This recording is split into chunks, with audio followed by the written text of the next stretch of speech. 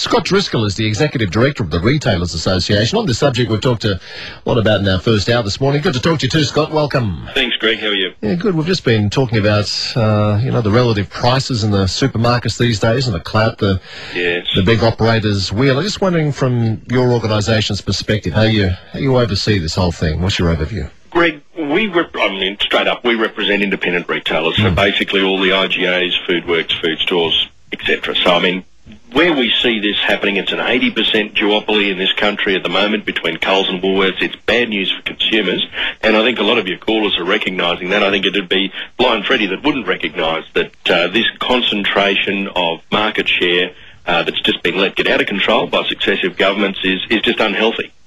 So, in its unhealthiness, if you like, what are the main problems with that? Is it just a price thing? Look, it's not just a price thing for consumers. It's I suppose, a supplier problem. We heard from a previous caller talking very clearly about what gets put pressure onto suppliers and farmers, and oftentimes you see Coles and Woolworths actually skipping the country and getting a lot of their stuff from overseas, which again isn't good for the Australian producers, but it keeps it cheap for them, and they can control and dominate the prices and rise them and drop them just as they like.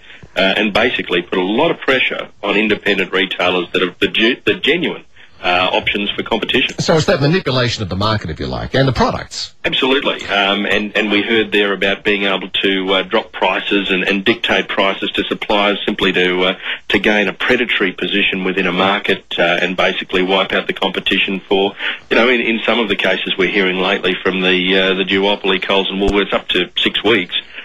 Really, it fires a big shot right across the bow of independent retailers to say, hey fellas, don't get too keen here, otherwise we'll wipe you out. And they can. Absolutely. So when you say they've been allowed to get out of control, and controls and regulations can themselves then get out of control, what's the middle ground here, Scott? What would you have the government or the regulators do? Look, we've been saying very clearly, certainly for a very long time and certainly very loudly within the current ACCC inquiry, look, empower local governments, for example, where you've got planning opportunities. Don't let a Coles or a Woolworths put another Coles or Woolworths a kilometre down the road, or land bank, which is a common tactic that they use, again, to push out competition.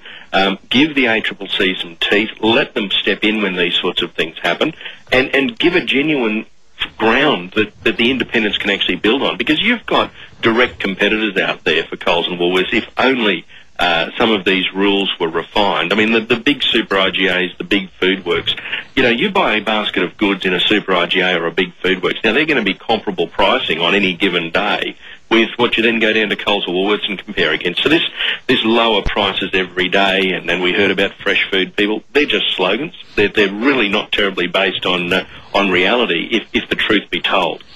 I think in the United States, making reference to what you were saying about the amount of clout Coles and Woolworths combined have, what did you say, about 75-80% of the market between them? Yep. In the United States, I think the top three have almost 25% of the market. In the UK, the top three retailers have about 50%. Japan, I think the top five have between them about 20%. So clearly here in Australia, our big two have a clout that's unequal or unparalleled anywhere in the world. How do you, without over-regulating, how do you deal with that? Rick, let me tell you, you've hit on a very strong point that we've been shouting loudly about lately. In the UK, for example, you've got to get up to about 6 or 7 before you actually get an 80% market concentration. But Australia has the highest food inflation rate in the entire OECD as a result of the Coles-Woolworths duopoly. We're the only country in the OECD that's got food inflation higher than general inflation. Now, this is the reality. This is what the government needs to realise. It needs to get it out of its head that it's just going to bring in Uncle Sam and go and whack in a few more retail giants from America, and that'll fix the problem. It won't. That'll push inflation higher on food. It'll send the money overseas and send the future of the whole industry overseas. The answer is very clear. It rests in the independent retail sector, the mums and dads, the local family-owned businesses that reinvest in the community. They're in their businesses, they're part of the community, and really they've got the finger on the pulse, and they know what's going on. They just need some decent, and the government knows the answer. Let's be really honest about this. The government knows how to fix it, if only they're prepared to come forward with the backbone, and we want to put the pressure on them. It's time to grow a backbone.